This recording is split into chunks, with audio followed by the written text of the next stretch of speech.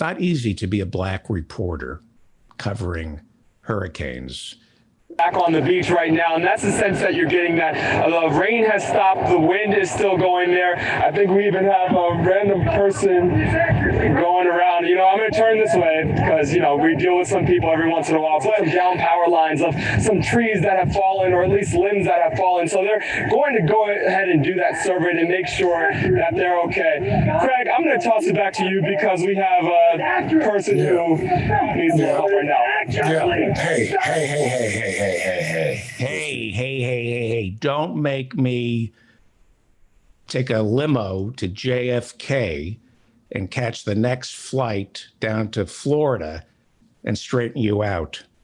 Don't make me do that. There's a lot of crazy out there. A lot of crazy. Yeah, there's a lot of crazy out there. You're right. There's a lot of crazy white men out there. And they're getting worse. And they're dangerous because we have a party that appeals to mentally ill white men. It turns out, from what we understand, allegedly, this guy has been identified. His name is Dagley.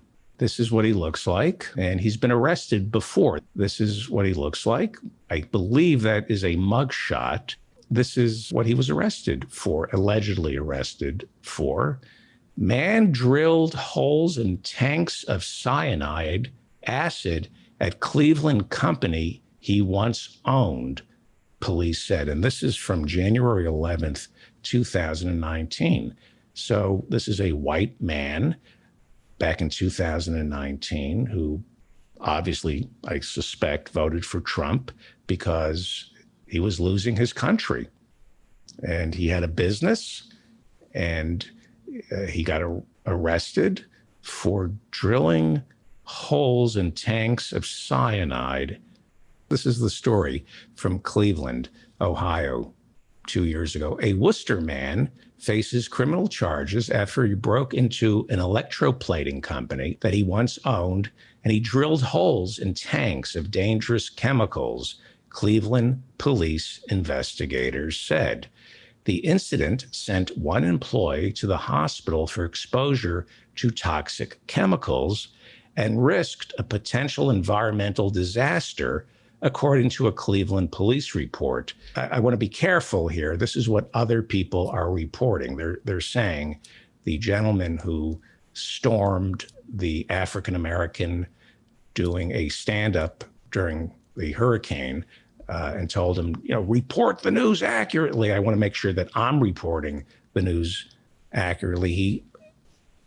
They're reporting that allegedly the man's name is Benjamin Dagley. He's a 50-year-old man, and he was charged with breaking and entering in the August 22nd, that would be 2019, incident at the Cleveland Plating Corporation down in the South Collinwood neighborhood of Cleveland. You see, Dr. Harold Fraud talks about these white men.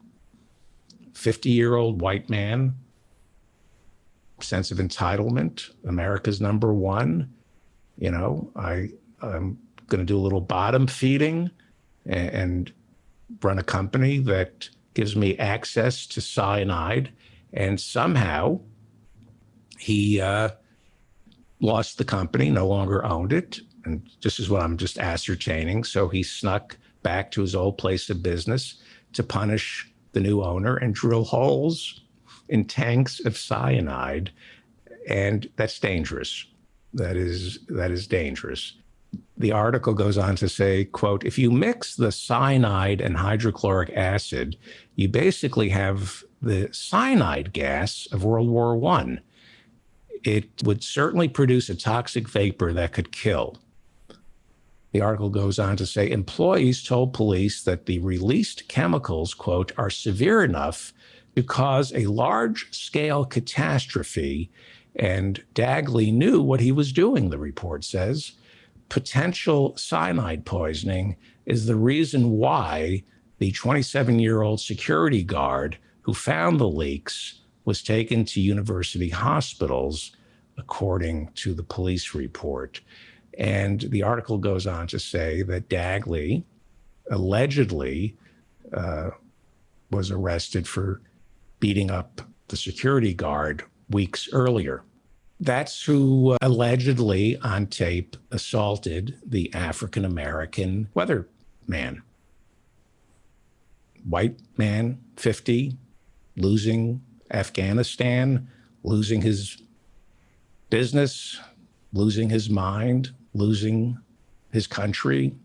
He's driving and he sees. I think we even have a random person going around. I'm going to turn this way because, we deal with some people every once in a while. Some down power lines of some trees that have fallen, or at least limbs that have fallen. So they're going to go ahead and do that survey to make sure that they're okay.